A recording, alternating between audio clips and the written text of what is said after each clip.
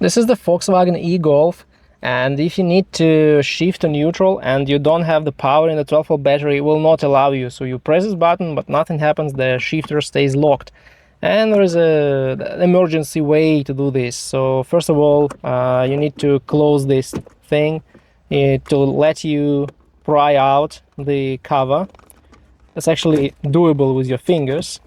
You will not damage anything. So take it up, be careful, there's an electrical connector, don't disconnect it, it's important. And then you have this yellow thing here. You may need to take some screwdriver or anything else. I will actually do it with the pen. So you need to move it here. It moves just a couple millimeters, but you see that yellow lock disengages. And when it disengages, so with one hand you keep holding it in this position, and with your other hand you press this button on the shifter, shift lock button, and move it to neutral. So you will need to move it to reverse the first click and then to neutral the second click.